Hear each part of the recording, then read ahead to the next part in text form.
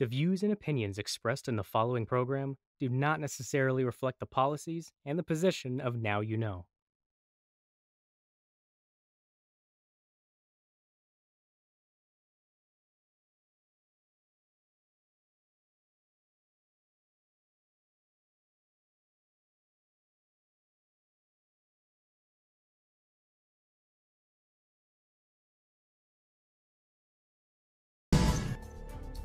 Good evening and welcome to Viewpoint. Together with experts and newsmakers, we make sense of the week's biggest issues and stories. I'm Barnaby Lo. In tonight's conversation,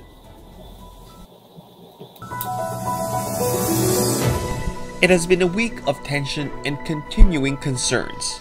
The UP community is up in arms over the Defense Department's unilateral termination of a decades-old agreement limiting military and police presence in campuses of the University of the Philippines. Defense Secretary Delphine Lorenzana says UP has become a safe haven for enemies of the state, but administrators of the country's premier university have rejected the accusation and have committed to defending academic freedom. All this while the Duterte administration continues to be under fire for its COVID-19 vaccination plans. The slow progress in the purchase and rollout of vaccines appears to have forced local governments to step in, but issues of transparency continue to hound the national government, and the recent detection of the UK variant of the coronavirus in at least 17 Filipinos is threatening the government's economic recovery plan.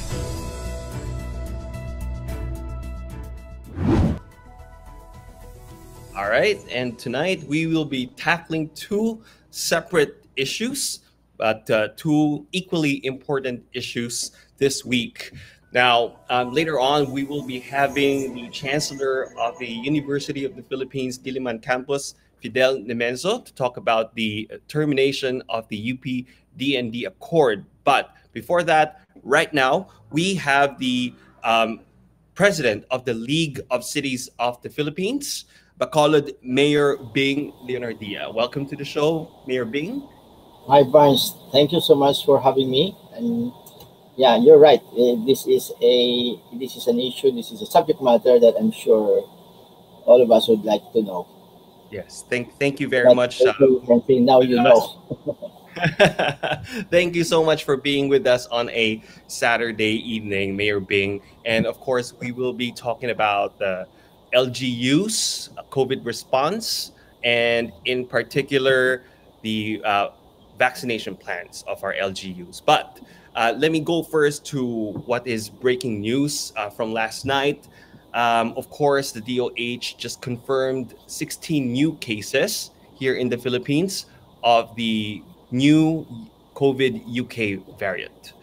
A lot of these cases are in the northern Philippines, pero meron din po yung OFW na nanggaling sa Lebanon, if I'm not mistaken, and one of them has, for her residence, in the Visayas, somewhere in the Visayas, not Bacolod, if I'm not mistaken, but again, if I'm not mistaken, I think it's Iloilo or somewhere in your vicinity, actually.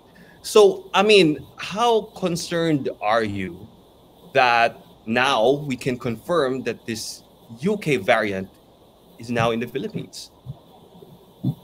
Well, of course, that sounds very scary, and we're definitely concerned. And we believe that this news is going to shake the earth for us because, with what had happened in Bacolod, for example, when we were able to lower the number of cases, and then came December when everybody was in the mood to celebrate. Everybody seemed to be enjoying that new freedom when we graduated from that very strict ECQ, then eventually we got to be MGCQ. So I was even somehow concerned that our people may have had that impression that everything was getting fine, and now this news should wake us up again that indeed the virus is still there, the war is not over, and this time this could even be, we should even be more careful now. So on our part, of course, we have to take note of what IATF had told us, which I understand the latest is they made some adjustments with dealing Yes, with Mayor. this Actually, who come from these countries. This prohibit is how should we call it? yes, Mayor. Can we, pwede ba natin isa-isahin yung bagong resolution ng IATF? Because actually, and correct me if I'm wrong, Mayor, actually, with this new variant of the coronavirus being here in the Philippines, parang ang nangyari is, bago yung announcement ng DOH kagabi, the IATF actually eased restrictions. So, ang pinakauna dyan, yung allowing kids 10 years old to 15 years old to go out in MGCQ areas. That includes, of course, Bacolod, and as LCP president, that includes as well a lot of other cities in the entire country. So, but then again, the DOH just today is recommending retracting that policy. Kayo po, as LCP president, as Bacolod mayor, well, what do you think? And can you unilaterally not implement this IATF If, resolution? if you're telling us that, that's news to me. I am not that updated in that sense, but that is in the first place a subject matter that is quite debatable. And in fact, I had already set a meeting with our Emergency Operations Center task force and our COVID Vaccination Council, which we call COVAC for short, tomorrow. And we had invited the pediatricians, those who are dealing with children, and we would like to get their opinion. And hopefully, with their proper guidance, we can make our corresponding decision on this subject matter. I understand the IATF normally gives us some leeway in the localities. So it will primarily depend on the actual happenings or the actual circumstances that may be prevailing in each locality. So So you're not too comfortable with having kids 10 years old to 14 years old out in the malls, out in yeah, parks and in well, public places? we know that this is part of that policy of the IATF to gradually graduate, and it's for the sake of the economy. I understand, and of course they would argue that those who are 10 years old are the ones that can trigger the buying spree of the mom and those sort of things. But yes, that's why tomorrow we will seriously consider this and come up with our position, which normally would pass to the regional IATF before it gets to be approved by the national. So a lot will depend on our discussion tomorrow. But we are very open, and because when we were talking about this initially, it was without that UK variant. But now that the UK variant is becoming more, is quite, looks like it could spread, and if the experts are right, then this could spread as much as 10 or 15 folds. So that is not a joking matter at all. So you're saying nagbago na po. The circumstances have changed. So now we have to discuss again. Sort of. I mean, Yes. I think Okay. this has given it a new complexion. While we were getting quote unquote adjusted to it, we might have to a certain extent acclimatized with that old COVID. This one looks like it's a new ball game, so we might as well also give more focus to this again. Okay. Now, the other part of the new resolution is for returning OFWs to not have to complete the 14-day quarantine. So, in other words, pagka po nag-test na sila at nag-negative sila, pwede na po sila umalis dun sa quarantine facility, which is before binalik yung 14 days na quarantine, ganun po yung naging protocol natin for many months. So binabalik lang po ng IATF. But with this new variant of the coronavirus, and kayo po, you have a lot of OFWs returning to Bacolod and to other cities under the LCP, of course. How are you going to deal with this? Well, at the beginning of the year, we issued a new set of consolidated guidelines to deal with this. But at that point in time, it was our understanding that the quarantine period, when these OFWs or even ROFs would be in Manila, would be 14 days. No? Then I was told, I was informed that it was shortened to 5 days. And I now with the UK variant, I do not know if they will change it again. But whatever it is, our policy in Bacolod is to situate that we will ask them all to go on strict home quarantine for another 7 days to complete the 21-day principle. So we feel that that is a way of even ensuring furthermore our sense of security in Bacolod. But as LCP president, will you ask the IATF, the national government, to reverse this? As of the moment, I'm inclined to do that. But normally, our process is we do consultations with first normally our National Executive Board. Then, if need be, then we go to the General Assembly. Okay. But yeah, as a way of guiding them, maybe we share information, and we can always, like in the case if Bacolod, for example, makes those certain decisions, we can share that with the rest. Without, we respect the independence of each city. We are only supposed to influence or suggest to them. We should consider that they know their territory much better than we do. So many times over, it will have to be on a case-to-case basis. All right. Okay. Now we will await updates then on your continuing discussions with the IATF and with the experts. But let's move on to the issue of vaccines. Mayor, pwede po ba natin ipaintindi sa audience natin, because there's a lot of confusion here, as you know.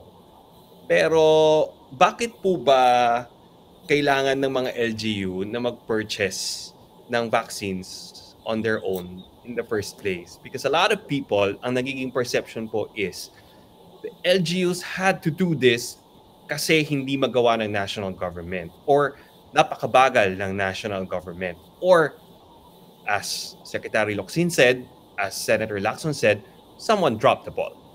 So now the LGUs had to step in.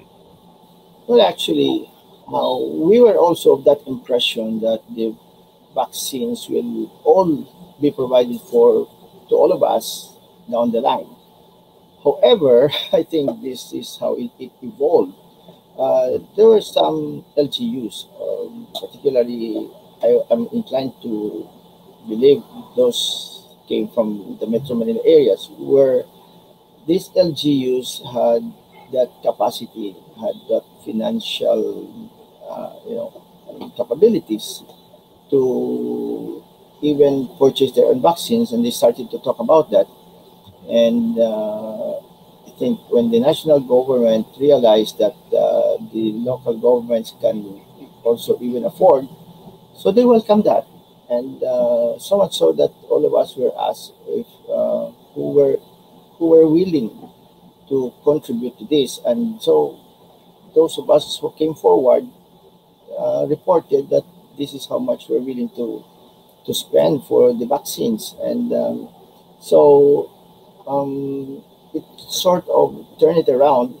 And then we were then asked if and on our part, we started to survey which which cities were willing and would be able to somehow do their share. And after all, in the spirit of working together and in the spirit of making this actually a team effort, it was also, I believe, a gesture that everybody welcomed, because after all, there are really some LGUs who can well afford. But of course, as of the moment, uh, my impression is that most of these LGUs which committed are those who were quite expected to do that, because we were reputed to have that financial capabilities. But in fairness to the national government, they in our meeting with the General Gallos, they made it a point. They made it clear that nobody will be left behind. So Mm. there are LGUs that cannot afford.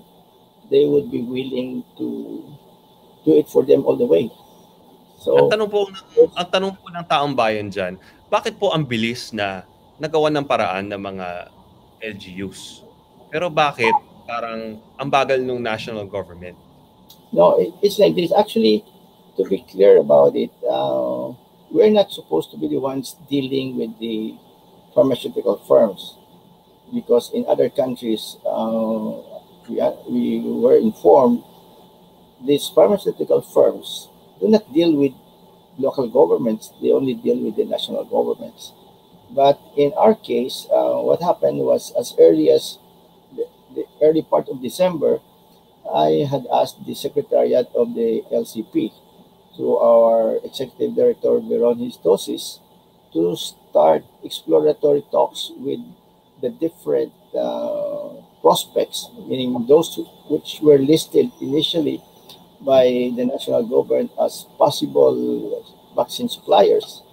And we can even say it was by chance that it was AstraZeneca that came to the picture first.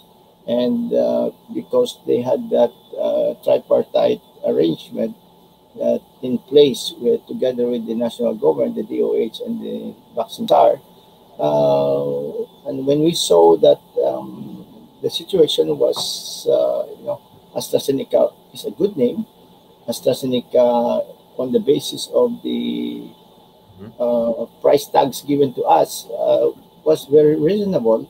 So many of us grabbed that, and the big cities like Davao, Manila, Quezon City, and Quezon, Manila, Makati, and yeah, incidentally, because of our enthusiasm, likewise, Bacolod is in the top 5 among those cities that committed and signed a deal with AstraZeneca. So for us, that is quite a relief, because now we have that sense of security that Bacolod is at least assured of that number from AstraZeneca, and because we are not that sure which vaccines will come and when they are exactly coming, because it has become quite a challenge, because I think I think it's very clear right now at this point that you can only order these vaccines through the national government. So it's a tripartite agreement, hindi po ba? Pero yung League of Provinces of the Philippines in the hearing sometime this week, earlier this week, was asking for a direct hand in dealing with the vaccine manufacturers. Would you demand the same? well, one way of looking at it is like this. I made this clear with Secretary Galvez during our General Assembly that it was going to be the national government that was supposed to deal with you know the vaccine suppliers. And the good side of that is, if we will just simply get it from the national government, then we have our own local politics, and our political enemies will again talk about deals and this and this and that. And so for us, that was even a good proposition that we will just simply get it from the national government, so that we would not have a hand in the procurement or the bidding process. So I think if at all we would like to come into the picture, it should be more of the choice of which vaccines should we have. We're not Mhm. like on my part, I'm not particularly interested about the procurement process. What is more important to us is that we are able to get the vaccine, and the vaccine that hopefully will be that acceptable to our people. So your constituents, you're saying, have the right to be choosy. That has been quite a huge issue. Yeah, it hit the headlines of the Philippine Star when I made a statement along that line. Yeah. And well, I think hopefully the national government will somehow take that into consideration. But I know the position of the national government is that they do not have complete control of the supply, and which considering that in the when you talk about the whole world, for that matter, all over, they say that 80% of the vaccines have been cornered by the bigger and richer countries. So much so that we're left with this 20%, and we will have to probably fight each other among these countries in our category. So much so that I know it would be difficult also for the national government to just simply tell us that this is the vaccine that is acceptable to all, or to at least to the majority, and this is what we'll get, because they cannot also probably have that done, because the supply limitations will not allow them to do just as much as they would want to do. Yeah, but Mayor, there is a problem of vaccine hesitancy. I think you are aware of that, and I'm not sure how big of a problem that is in Bacolod and in other cities in your vicinity. But nationally, the latest poll shows that 47% of Filipinos are hesitant to get the COVID-19 vaccine. So kung hindi po natin bibigyan ng choice yung mga tao, um, I mean, how will you address this problem of vaccine hesitancy? Well, that problem is true in Bacolod, but it is also true in the whole Philippines, as it is true particularly in many parts of the world. Because I recall even in CNN reports, even in the United States, they also had a very low acceptance of the vaccines. But the way I see things, many have, or probably majority of our people have that wait and see attitude. So much so that as soon as this starts rolling, and like let's say our officials also get themselves vaccinated, and then if the results would be positive and very acceptable to the people, I think it will naturally just get more and more people to get vaccinated. And whenever I talk to our people in Bacolod, I would always relate to them a story of a Bacolodnon who was in Canada, who shared with to the public in Bacolod her story. And probably telling this would also somehow be able to help many of us in the Philippines, because this lady who was in Canada was among the first to be vaccinated in Canada. And she was telling her radio audience that when they were being ferried to the vaccination center, they were in a van or in a bus. They were all very silent.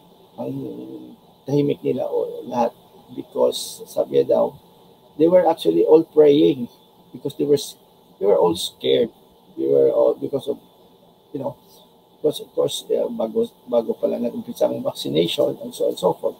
But she was asked the question, what made you finally decide? What factor made you decide that you should get yourself vaccinated?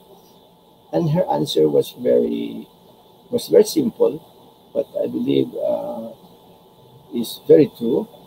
This is what she said. She said, "I decided to get myself vaccinated because COVID is more dangerous than vaccination." So I hope that our people eventually will also develop that kind of attitude. Do you think Where, that do you think yes, that your people, as well as other Filipinos, would get vaccinated with the Sinovac vaccine? Because the DALG is saying that LGUs can only supply vaccines to 50% of your constituents. So for example, you're buying AstraZeneca vaccines and Pfizer vaccines, that's only for 50% of your population. So the other 50% would have to come from the national government. And the national government is saying that they've ordered 25 million doses of Sinovac vaccines. That's a lot of doses of the Sinovac vaccine. So inevitably, these Sinovac vaccines would go to millions of Filipinos. Oh, I mean, how would you address this distrust of this vaccine? well, I hope something is done about that. You know, whether right or wrong, somehow that Sinovac issue has been blown out of proportions. And I think what we have to focus in is our own scientific approach to the acceptance of these vaccines. We have, for example, the FDA, which is supposed to somehow make that serious evaluation, and of course, the presupposes likewise that any vaccine, for that matter, should have passed the standards of the World Health Organization. So much so that if you come to think that way, you are supposed to consider that any vaccine that is approved by our authorities are supposed to be safe and effective. So I think it is a question of, let us say, of, I do not know what word to use, but maybe some kind of a propaganda issue that you'll have to somehow do. Maybe you need some effort here Would to it be help able to if convince the people. the national government reveals the price that they're buying Sinovac? Again, please, the Would it price. help? Would it help if the national government reveals the price they're buying Sinovac? Well, of course, it will help, but I think the problem is how to comply if, let's say, there is that non-disclosure agreement, and that could jeopardize the deal. So that is a matter for them to somehow make that assessment. But of course, in the end, the way I see it, eventually these prices will have to be announced. Sooner or later, it will come out. So Mayor, sa this AstraZeneca, is is there a unlucky non-disclosure? stage. Sorry. Yeah. Mayor, sa AstraZeneca, meron bang non-disclosure agreement? Yes, we have signed that. That's why I can. But the funny thing about that was when we were told that. I mean, in the first place, we all of us mayors who signed that deal were were aware that we had a non-disclosure agreement.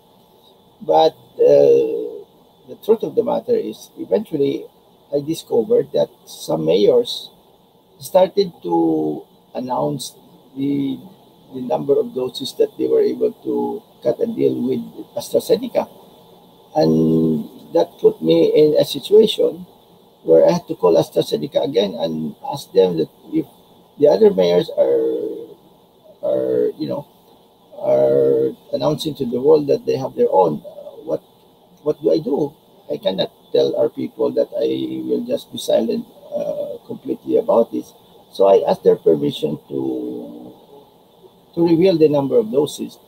But if they asked me if pwede, wag lang muna ang price. But actually, Joey Concepcion already revealed the price. yeah, that's why, because I know, and it has been. But on my part, having signed that deal, I try to honor that. Morally and legally, I try to honor that those portions of the deal as much as possible. I'd like to comply with that because, after all, I know that somewhere, somehow, those prices have been revealed. And that's why that is what I was trying to express earlier, that eventually it will still come out. All right. Okay. We're running out of time, so I'm gonna ask my final question now. So, where are you now with preparations of the vaccine rollout? How are you working together with the DOH on this? And in particular, I think there is a huge concern on cold chain issues. In Metro Manila, not so big of a problem, but as LCP president, I know that it's going to be a big problem in the smaller cities in the Philippines. Yeah, okay. The DOH should come up with the guidelines, but may I say that these were general guidelines. So eventually, I believe each LGU will have work to do here. And that is precisely what we're preparing for. Like in the case of Bacolod, as early as December, we created our vaccination council. And I had encouraged all the mayors to, outside of the DOH guidelines, we should be sharing our plans and our experiences. So that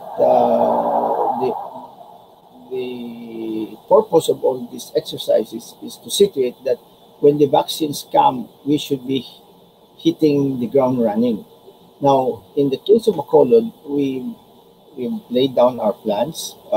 We've done a tentative schedule, a tentative timetable, and we had computed how many people are already there and how many still do we need to somehow achieve the goals. And yeah, you're right there in the storage area. That is a concern, especially if you take those vaccines, which will need minus 70 degrees to preserve. But theoretically, as of the moment, for us in Bacolod, if we're taking AstraZeneca, that should not be a problem for us.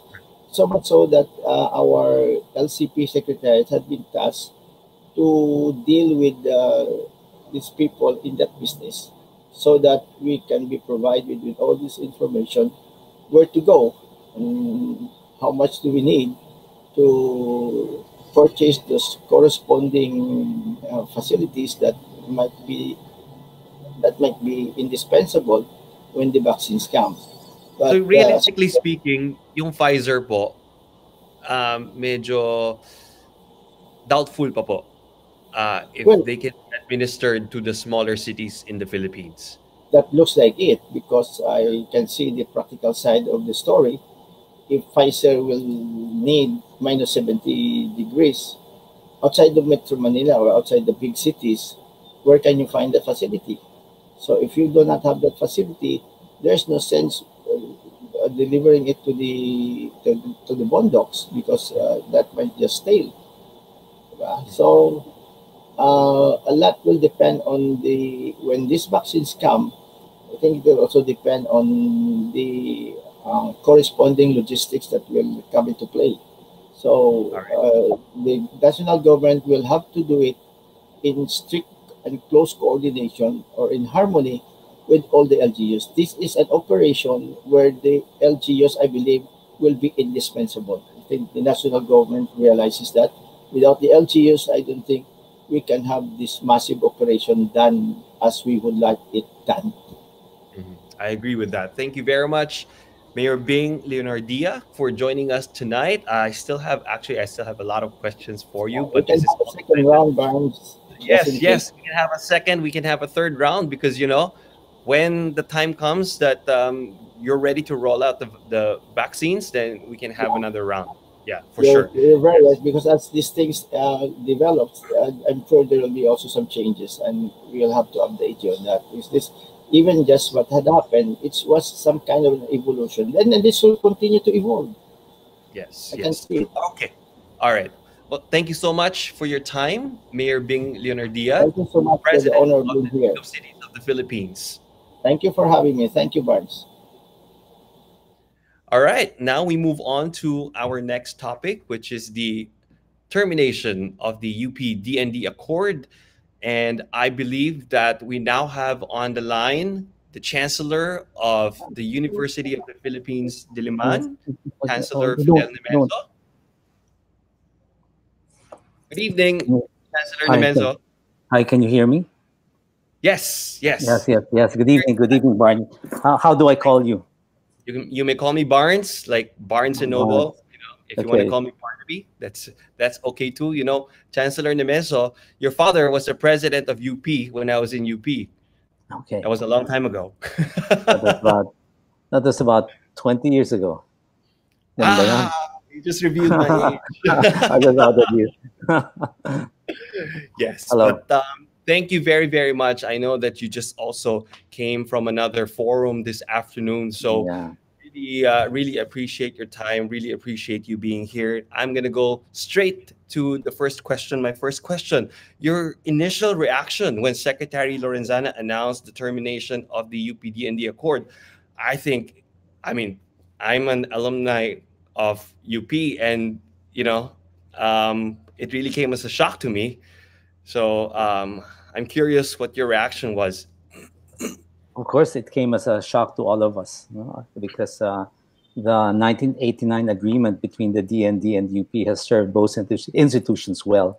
This promoted cooperation. It was built on a lot of goodwill, and for almost 3 decades, it's allowed both UP and the military to fulfill our mandates. Nagulat kami dito dahil this is a two-party agreement, and if one party unilaterally abrogates and terminates this, without consultation or advice, it's surprising. In fact, about 3 months ago, we were actually opening talks with PNP to actually strengthen some provisions of the agreement. One of the provisions of the agreement is the formation of a joint monitoring group composed of representatives from both sides, to oversee the implementation of this agreement. Okay, so as recently as 3 months ago. Yeah, So 3 months ago. Kaya blindsided kayo. nakakagulat. We don't know where it was coming from. Anyway, the agreement was good for both because it was an expression of mutual respect between the two institutions. It allowed us to fulfill our mandates. So the mandate of UP is to promote learning and healthy intellectual inquiry. Of course, for the military, it's law enforcement. And we believe that these two are not mutually exclusive. But Secretary Lorenzana says times have changed. The agreement is obsolete. Do you agree that it's obsolete? Do you agree that times have changed? Or, I mean, perhaps what has changed? perhaps What for has the changed worse? in UP? What has changed in UP? UP continues to do what it does best, to nurture young minds, produce leaders in almost all fields, and that's the mandate of UP. UP has never reneged on that mandate. Of course, UP produces people of all stripes and colors, and persuasions and advocacies, and that is the beauty of education in an institution like UP, that values academic freedom. But Nothing has perhaps changed. times have changed. Perhaps times have changed in the sense that there is now this phenomenon of red tagging that we haven't really seen since the accord was signed in 1989. I mean, there's always been red tagging, of course, but now it's so rampant, it's so widespread, and of course, it's not just UP students who are being red tagged, but a lot of other Everywhere. activists in other parts of the Philippines. So, I mean, Yes. how concerned are you with this red tagging We are phenomenon? very concerned, because red tagging means you put people's lives in danger. when you're reg tag, you're painted red, and for some, no, it's for critics, yeah, it might seem like a license to to arrest them and harm them. When you're red tag, you're immediately tagged as an enemy of the state. When a lot of I mean, what UP students are doing is just to think things out, look at society critically, think out of the box. And I mean, what they call as subversive, but subversion, I mean, thinking ideas that are not conventional. This is not terrorism. Yeah. The thing about red tagging is that it reinforces a lot of stereotypes and narrow viewpoints, and it's unfortunate that in this age of information, you have another phenomenon like red tagging, which narrows what the mind sees. Does it feel Because like I think I lost you, Barnes. does it feel like the entire university is being red tagged? The entire university is being red tagged because, for example, they've been naming colleges, that they say are harboring communists. But if you look at the products of these colleges, these are just normal graduates who eventually excel in their fields. When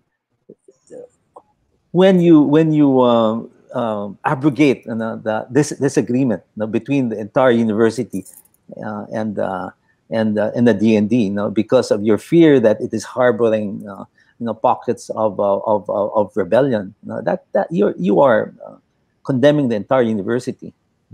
Because the effects of the abrogation of the termination of agreement will not affect only those who those who are most critical of the government. It affects everyone.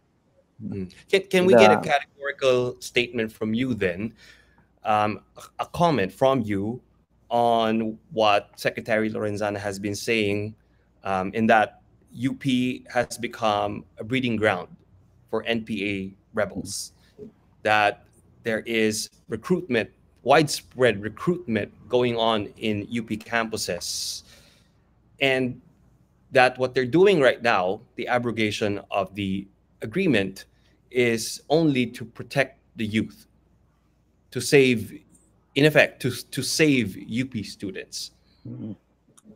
Well, it's very dangerous to be making baseless accusations like that. If Secretary Lorenzana thinks that there is recruitment in the universities, then he should come out with proof.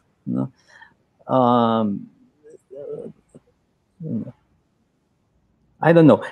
All organizations are recruiting the in UP. But if it is true that maybe some students eventually go to the hills to join the rebellion, it is their decisions. It is their decision. We do not take responsibility for the decisions of our students, whether they join the rebellion or they join politics or they join the private sector. Our students are mature thinking individuals, and ang nag-recruit sa akin doon, meron recruitment frat, meron recruitment mga course-based orgs, at pinakamaraming recruitment mga religious organizations actually. Religious organizations, di ba? Marami, dadaan ka sa UP, halos wala naman nagre-recruit sa iyo wala nag-recruit sa akin. Yeah. Asawa ko, ni-recruit ako. But really, there's a lot. I mean, in UP, a lot of occasions to listen to discussions, listen to symposiums, where ideas of all sorts and all stripes are discussed. I think sasabi natin academic freedom. Pero yung recruitment na sinasabi nila, batayan ng kanilang pagpasok, they have to show proof.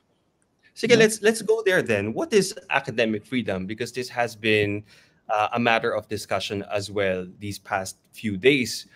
The representative of the Duterte Youth Party List, who is a UP graduate, is saying wala namang kinalaman yung academic freedom dito sa abrogation of the UP-DND Accord. If the military does get into the campuses of UP, there's no violation of academic freedom, she says. No, actually, academic freedom really is the freedom to think and speak out, no matter what you espouse. This air of freedom, this atmosphere of freedom, is what has propelled our university into important breakthroughs in research, discoveries across various fields and discipline. Ang epekto kasi, okay, what does the agreement say, no? Hindi naman sinasabi na hindi sila pwedeng pumasok sa UP. Ang sinasabi nila, you respect our boundaries. Kung pagpapasok kayo, magpapaalam kayo sa amin, no? At kung papasok kayo, make sure that malinaw ang dahilan kung ba't kayo papasok. If you are to make arrests, make sure that you have proof that whoever you are arresting has violated the law, and that every arrest, every entry into the campus should have at least authorization from the university authorities. If you make arrests, you should be uniformed, and that every arrest should be made in the presence of a university official. Just imagine, I mean, can you imagine the chilling effect, no, it would create in the minds of free-thinking individuals if the military could come in unannounced? No?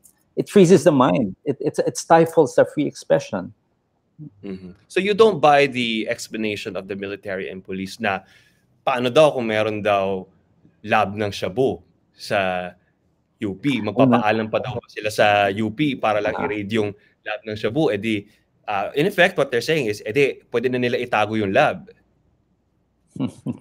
Una, anong klaseng example yun, no? Wala namang lab ng shabu dito. Kaya nga nagsasalita na aming mga chemists, the Institute of Chemistry, the Institute of Chemical Engineering. They're insulted by even the suggestion that their labs could be making shabu or making bombs. Okay, we don't condone criminal activities here. No, our labs are places of serious work, serious science. They cannot use that as a pretext for coming in.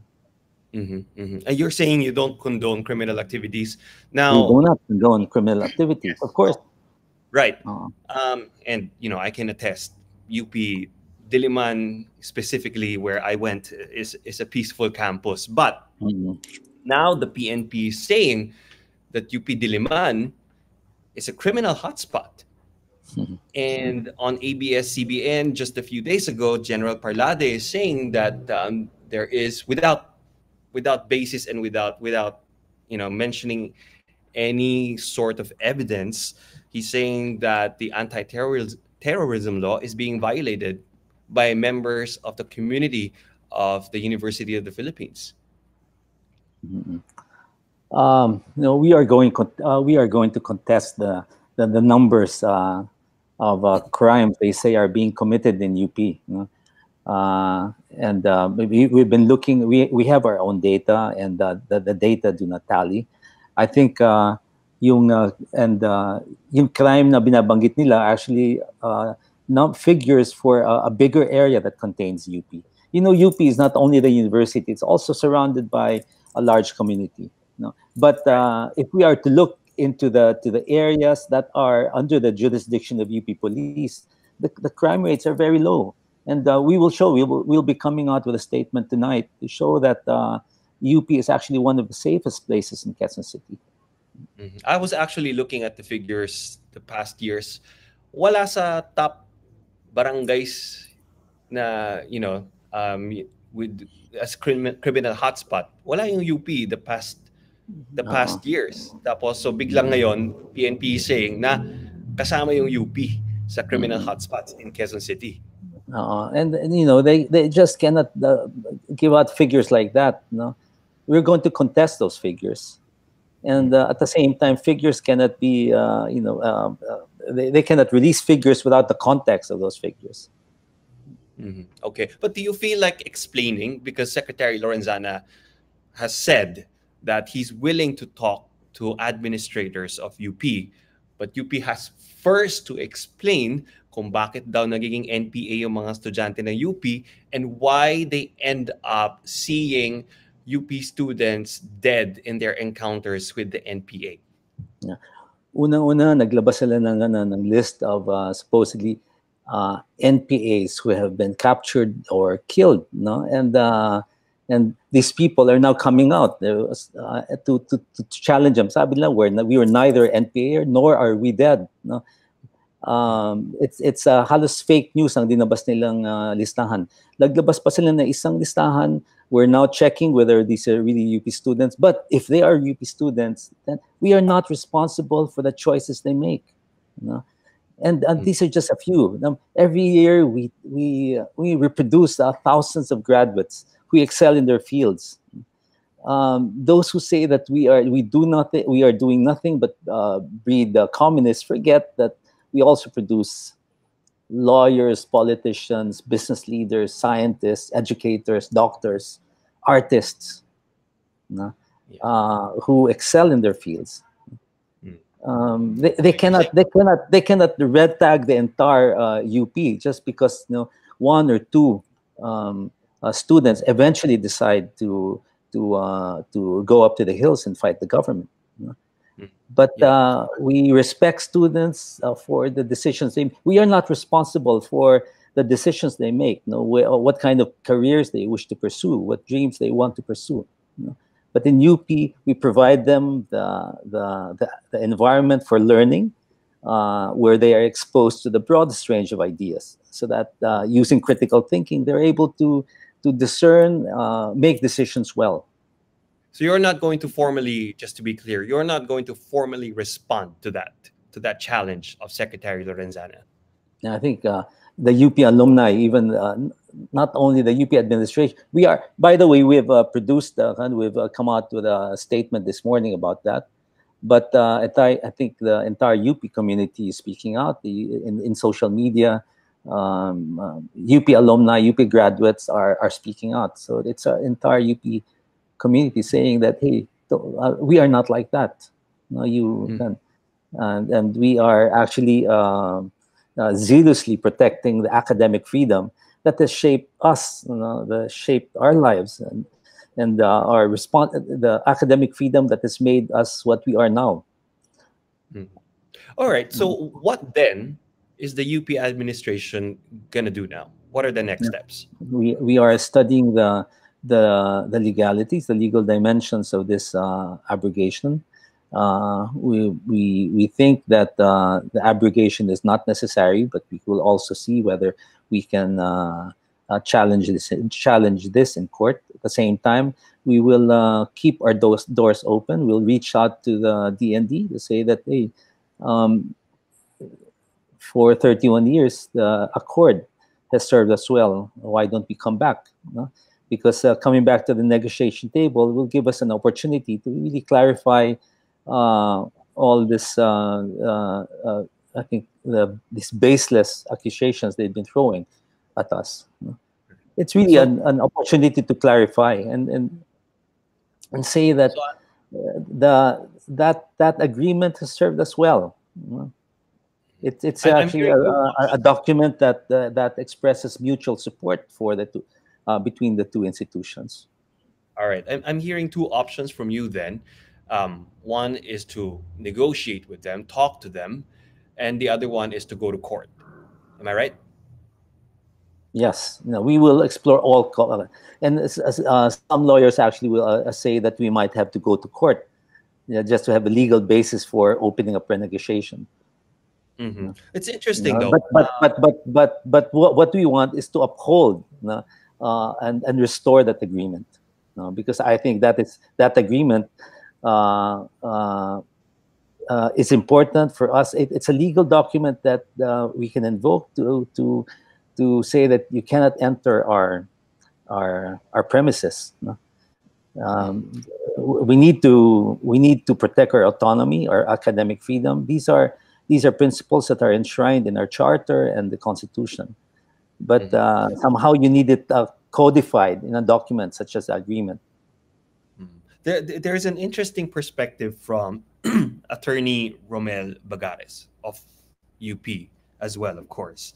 And he says that the unilateral abrogation of the agreement by the Department of Defense has no effect because of the UP Charter of 2008 or Republic Act 9500. So what in effect what he's saying is that the agreement is enshrined in the UP Charter of 2008. So whether the DND says it's been abrogated or not legally, because there was that agreement when the charter was passed in 2008, it's still there.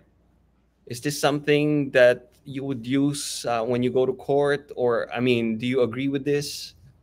Of course, we agree with that. No, but there was something very, I mean, having that agreement was actually very useful. Although we know that these principles are enshrined in the Constitution and the UP Charter, it is always useful to have a legal document that we can show to the police before they come in. We've been using this past months. There have been rallies in UP. They've wanted to come in. Ang sabi lang namin, hey, we have an agreement. No? We will assure you that that we'll be able to police our ranks. We will ensure peace and order. No? If you really need to come in, then we will have to talk. No? But there was always an agreement. Instead of just showing the abstractions of the Constitution and the UP Charter, no? But somehow those rules were explicit in an agreement. Actually, Chancellor Nemenzo, wala naman tao sa UP talaga. Wala naman tao. Ano ba? Because it's a pandemic and classes are online. So I'm not really sure kung sino yung i-recruit ng NPA sa campus. So people are saying na this is really to stifle dissent because protests aren't happening anywhere else. All these big protests that have been happening in 2020 and now going into 2021 have all been happening within the campus of UP Diliman. Anong tanong mo, Barnes? Yeah. So, I mean, do you agree that this is ultimately to stifle dissent? And the other part of that is, sabi nila, it's to distract people from the failures of the government in its response to the COVID-19 pandemic. Of course, there are many theories swirling around. It does distract from the bigger problems of the pandemic.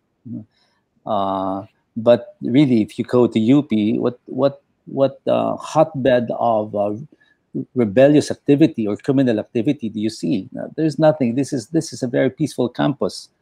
Right now, if you go here, the people who are doing work here are the medical workers who are conducting operations in our COVID isolation centers. We have the scientists doing their work in their laboratories. On campus, we have the Philippine Genome Center that's very active in our fight against the virus. These are the only activities happening right now, and yung sinasabi nilang recruitment and criminal activity, they have to show proof of that. But really, every UP student know that this is one of the safest places around. Do you believe that this is to stifle dissent, legitimate dissent? That is the effect. No, they say that they just want the free hand to enforce the law. No? But the effect of this is chilling in the sense it will stifle dissent. It will stifle the freedom that we've always enjoyed to speak out and express our ideas. And do you feel like it's already starting? We had soldiers earlier in the week in nakakagulat natin. Urban farming projects Lower Solo. Yeah. And just last night, the barangay chairwoman came out with a statement saying na hindi naman na-coordinate sa kanila and nagulat na lang sila na may mga kasama pang media and they don't know for what purpose and now they feel like they're being used for the military's agenda. So I mean, what does this mean to you? Do you feel like it's just harmless propaganda by the military, or is this saying something parang else? yeah, parang nananakot. They're probably testing the abrogation of the agreement. They're flexing their muscles. But we've lodged protests against this incursion into our campus.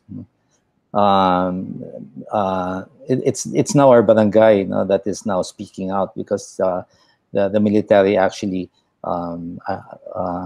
had this gardening project last year, but that was supposed to end last December. Kaya nagulat ang barangay na nandito pa sila.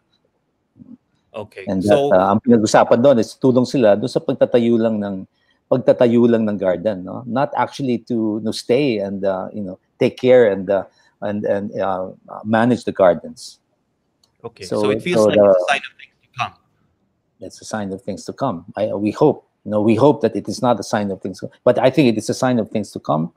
I think the military will be, testing this. What they feel is, the termination of the accord.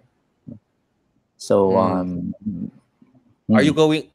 If that happens, and if the military starts going into the campus beyond just going to their urban farming project, what kind of resistance is the university? Sa totoo lang, walang tao dito sa UP. That's what I'm saying. I really don't see any reason why they should come in. Who will they arrest? The students are not here. Most of the faculty are not here. In fact, we're on vacation. The faculty now are, probably taking a rest after submitting the grades. The faculty now are busy preparing for the coming semester that will start on March. They have to produce some, big evidence to show that there's reason for them to come here. But there is reason for this accord, right? Just to backtrack a little bit so that people understand why. Because Secretary Lorenzana is asking, what makes UP so special? Why does UP have to have an accord with the Defense Department when other universities don't have this accord? Is UP special? I think there's nothing special about UP. All schools should have this accord, because the freedom of thought should be protected in UP and all other schools, whether private or a state university or college.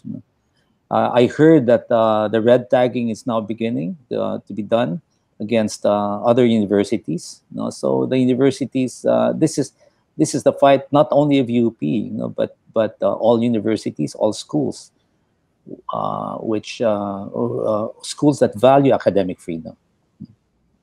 So if this is a fight of all schools, and in particular, I think the state universities are being targeted here, should the Commission on Higher Education take part in, because CHED chairman, Popoy de Vera, who of course was a UP professor for a long time and was part of the UP administration, in fact, he said that he was willing to broker talks between UP and the Department of National Defense, but he is proposing to define more clearly the provisions of the agreement.